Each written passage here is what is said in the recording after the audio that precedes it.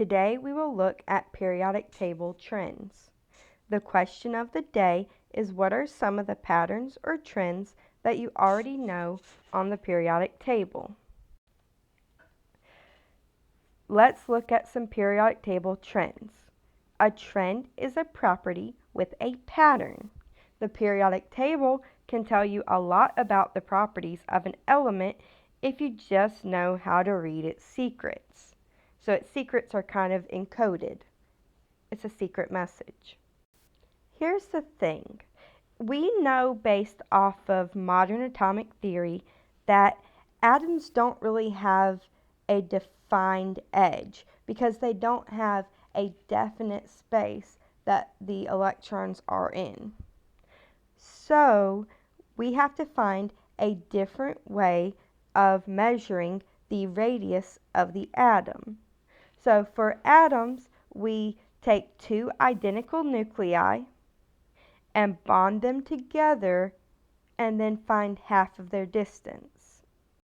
The atomic radius is actually the smallest on the top right corner of the periodic table and gets bigger as you go to the bottom left. Why is that? Hint, look back at what we were talking about yesterday. Now, let's learn about the first ionization energy. The first ionization energy is the energy needed to remove the most loosely held electron from an atom. So the most loosely held electrons are the ones in the outer shell, the valence electrons, because they are the furthest from the positive nucleus that is attracting them to the atom. The first ionization energy is for the first electron removed. So if we wanted to know what the second ionization energy would be, we would need to find it for the second electron we remove. The first ionization energy actually has the opposite pattern of the atomic radius. So bigger atoms have lower ionization energy than smaller atoms because the electrons are further from the nucleus. Now let's look at electronegativity, or the measure of attraction for electrons in a bond. Basically, it's how well an atom holds on to its electrons, or how well it attracts electrons from other atoms. Highly electronegative atoms are very good at stealing electrons from other atoms.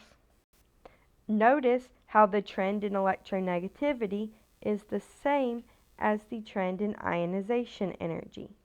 That's because there's more of an attractive force from the protons pulling on the electrons for smaller molecules. Now we are going to look at metallic character, or how willing an atom is to lose its electrons, to give them away. Only metals like to lose electrons. So this is how we technically define a metal. So something can only be a metal if it has a metallic character, if it is willing to lose electrons.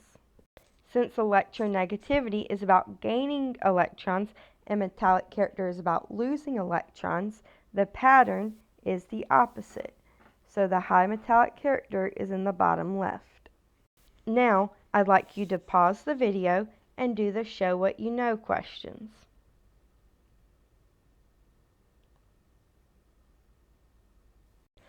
First, we're going to put the following elements in order from least to greatest for each periodic table trend. We have magnesium, aluminum, silicon, phosphorus, and chlorine. If you notice, chlorine is the most top right of the atoms, so it's got the smallest radius. Then, if you go down to the left, you get to phosphorus. Keep going, you get to silicon, and then aluminum, and magnesium is on the far left. Now we're going to put the elements for the ionization energy. For ionization energy, since magnesium's the most bottom left of those, that's going to be the smallest. It's going to go first, then aluminum, then silicon, then phosphorus, then chlorine. For electronegativity, we're going to start with the metal because the metal does not like attracting electrons. Then we're going to go to aluminum. So we're going to go magnesium, aluminum. Then we get to the metalloid section, the silicon, and then the nonmetals, phosphorus, and then chlorine. We're going to put these elements in order from least to greatest by metallic character. Well, chlorine is the furthest thing from a metal you can get, so we're going to start there. And then if you keep going down to the left, the phosphorus, then you get to the metalloid, so kind of semi-metal, silicon. Then we get to the actual metals, the other metal, aluminum, and then we get to the alkaline earth metal, magnesium. Now let's look at atomic radius. We're going to start off on the top right, so in the furthest period up, because the smaller periods have smaller radius. So we're going to start with carbon, and then if we go down, we'll get to silicon. And then we go down again to get to germanium, and then tin, and then lead. Now let's order these by ionization energy. Well, lead is going to have the lowest ionization energy because it's going to readily give up its electrons. Then we're going to go up to get to tin, followed by germanium, silicon, and carbon. So it's the opposite of the one we just did. Next, we're going to look at electronegativity. In this case, the lowest electronegativity is lead because it's on the bottom left and it will readily give up its electrons. Then as we go up and to the right, we're once again going to go to tin, germanium, silicon, and then carbon. Now let's put these in order by metallic character. The lowest metallic character is the nonmetals in the top right, so in this case carbon. Then we're going to go to silicon, germanium, tin, and finally lead. Lead is the most metallic.